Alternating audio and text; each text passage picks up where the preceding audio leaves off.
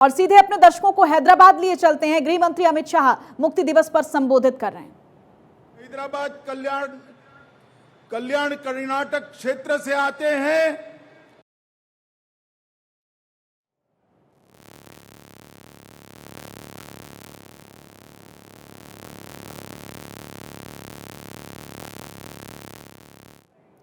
ये तस्वीरें आप कार्यक्रम की देख रहे हैं। गृह मंत्री अमित शाह हैदराबाद पहुंचे हैं कार्यक्रम में हिस्सा लेने के लिए और वहां से उनका संबोधन सुनवाएंगे आपको। गृह मंत्री अमित शाह की तरफ से क्या कुछ कहा गया है। और इससे पहले हमने तस्वीरें देखी जब शहीदों को श्रद्धांजलि दी गई गृह मंत्री अमित शाह की तरफ से। और कई कार्यक्रम आज हैदराबाद में रहने वाले हैं। मुक्ति दिवस समारोह में गृह मंत्री अमित शाह अपना संबोधन दे रहे हैं। ये मंच की तस्वीरें। ढेर सारी हैदराबाद मुक्ति दिन की अनेक अनेक अनंत शुभकामनाएं देना चाहता हूं। मित्रों, आज ही के दिन 1948 में पूरा तेलंगाना, मराठावाड़ा जो महाराष्ट्र का हिस्सा है और कर्नाटक का हैदराबाद कर्नाटक आज ही के दिन स्वतंत्र हुआ था। मैं सबसे पहले ये मुक्त हवा में जो आज भारत का ये ऐतिहासिक और बड़ा हिस्सा सांस ले रहा है, इसके लिए हमारे लौह पुरुष सरदार पटेल को अनेक अनेक प्रणाम कर कर श्रद्धांजलि देना चाहता हूं। क्योंकि सरदार पटेल न होते तो शायद अनेक साल और लग जाते हैदराबाद को मुक्ति दिलाने के। वो सरदार पटेल ही थे जिन्होंने निजाम की सेना और रजाकारों को पुलिस एक्शन से परास्त कर कर इस समग्र प्रदेश को आजादी की सांस लेने का अधिकार दिया था। मैं फिर से एक बार सरदार पटेल को अनेक अनेक लोगों की शुभकामनाओं के साथ, विनम्रता के साथ प्रणाम करना चाहता हूं। मित्रों, जब देश आजाद हुआ 15 अगस्त 1947 को पूरे देश में आजादी का आनंद उत्सव, मंगल उत्सव मनाया जा रहा था। मगर हैदराबाद राज्य, निजाम का राज्य, एक ऐसा राज्य था जिसके भाग्य में अभी भी आजादी नसीब नहीं हुई। 13 महीने तक निजाम के रजाकारों की असहनीय यातनाओं को ये पूरा क्षेत्र सहन करता रहा, अन्यायों को सहन करता रहा, अत्याचारों को सहन करता रहा। उसके बाद जब सरदार पटेल ने पुलिस एक्शन लिया, तब जाकर ये हमारा तेलंगाना स्वतंत्र हुआ था। मित्रों, आज के दिन पर अनेक वीर शहीद जिन्होंने अपना सर्वस्व न्यौछावर किया, कोमाराम भील, रामजी गोंड, स्वामी रामानंद तीर्थ, एम चेन्ना रेड्डी, नरसिम्हा राव जी, साइक बंगी जी, केवी नरसिम्हा राव जी, विद्याधर गुरु जी, पंडित केशवराव कोरटकर जी जैसे अनेक अनेक स्वतंत्रता सेनानियों को मैं प्रणाम कर कर श्रद्धांजलि देना चाहता हूं। मित्रों, अनेक लोग ऐसे थे जिन्होंने स्वतंत्रता संग्राम में हिस्सा लिया। बीदर के रामचंद्र वीरप्पा, जेवर्गी के सरदार सारगोंड पाटिल, रायचूर के एम नागप्पा, शिव कुमार स्वामी, बाद में कनकगिरी के जयतीर्थ राजपुरोहित, यादगिर के कोलरू मल्लप्पा, कराटागी के बेनकाल भीमसेन राव, अनेक लोगों ने इस आजादी के आंदोलन में अपना योगदान दिया। उनको भी मैं आज याद करना चाहता हूं। मित्रों, आज मैं आर्य समाज, हिंदू महासभा, भागनगर सत्याग्रह हो या उस्मानिया यूनिवर्सिटी में छेड़ा गया वंदे मातरम का आंदोलन, गांधी जी द्वारा स्थापित हैदराबाद स्टेट कांग्रेस, बीदर क्षेत्र के किसानों के उस वक्त के सत्याग्रह हो, ये सभी आंदोलनों को भी याद करना चाहता हूं। मित्रों, सालों के बाद यह क्षेत्र में एक मांग थी कि हैदराबाद मुक्ति दिन को सरकार की अनुमोदना के साथ मनाया जाए, मगर दुर्भाग्य की बात है 75 साल चले गए। जिन्होंने यहां पर शासन किया उन्होंने वोट बैंक की राजनीति के कारण हैदराबाद मुक्ति दिन मनाने का साहस नहीं किया।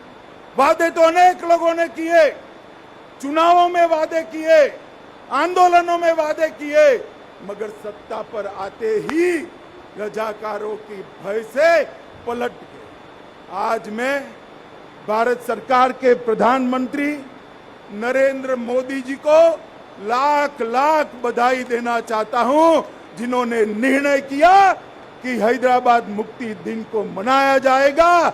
और मुझे आश्चर्य भी नहीं है, आनंद है इस बात का कि जैसे ही मोदी जी ने घोषणा की अब सब लोग हैदराबाद मुक्ति दिन मनाते तो है, मगर नाम हैदराबाद मुक्ति दिन नहीं लेते हैं। अभी भी जहन में डर है। मैं कहना चाहता हूं उन लोगों को, अपने दिल से वो डर उखाड़ कर फेंक दो। अब रजाकार इस देश का निर्णय नहीं कर सकते। इस देश को आजादी मिले 75 साल हो गए। मित्रों, आज मैं फिर से एक बार मोदी जी को बहुत बहुत बधाई देना चाहता हूं, क्योंकि कर्नाटक, महाराष्ट्र और मेरे प्रिय तेलंगाना के सभी जनता की मन की भावना को समझते हुए इन्होंने ये हैदराबाद मुक्ति दिन मनाने का निर्णय किया। मित्रों, आज हैदराबाद मुक्ति दिन मनाने का उद्देश्य बड़ा स्पष्ट है। इस मुक्ति आंदोलन की कहानी को नई पीढ़ी तक पहुंचाना है।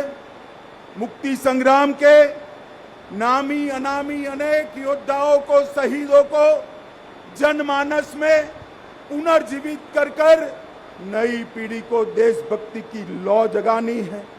इस संघर्ष गाथा के बारे में मैं चाहूंगा कि पूरे पुराने हैदराबाद स्टेट के आज के तीनों राज्यों के हिस्सों में यूनिवर्सिटी में इस पर रिसर्च और अत्याचारों के खिलाफ जो संघर्ष हुआ उसका डॉक्यूमेंटेशन किया जाए, और वो डॉक्यूमेंटेशन को न केवल पुराने हैदराबाद स्टेट, देश भर के कोने कोने में पहुंचाकर ये वीरों की वीर गाथा को श्रद्धांजलि दी जाए।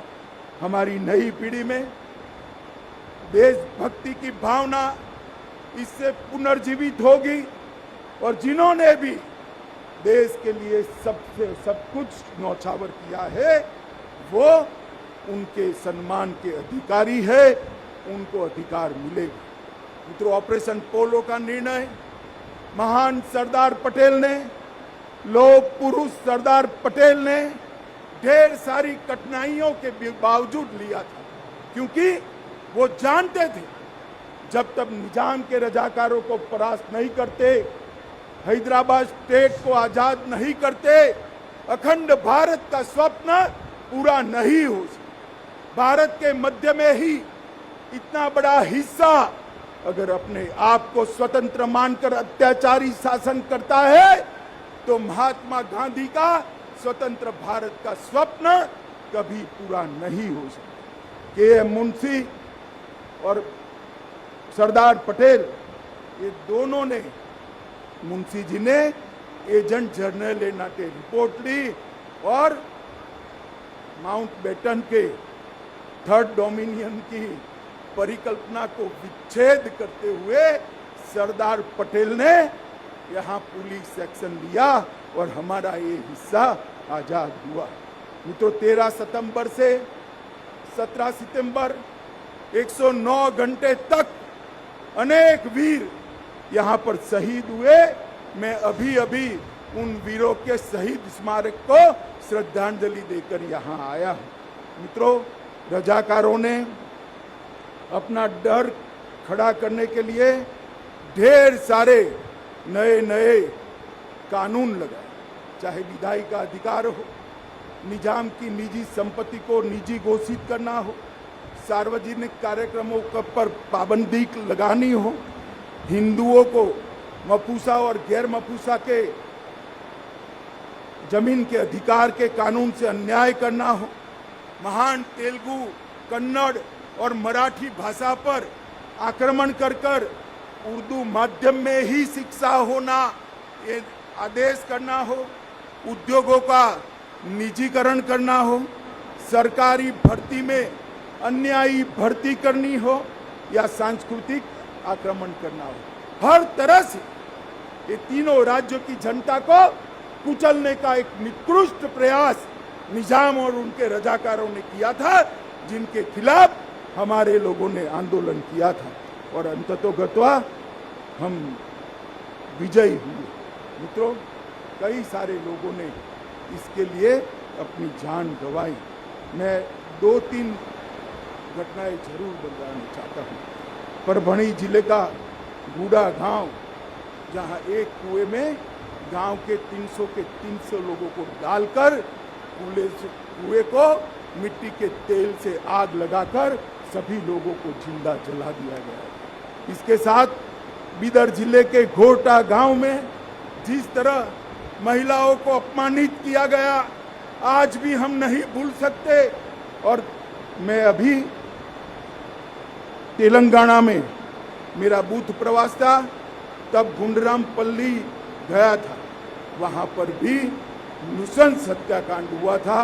नरसिम्हा राव जी ने उसको दक्षिण के जलियांवाला बाग के नाम से स्वीकृति देने का काम किया था।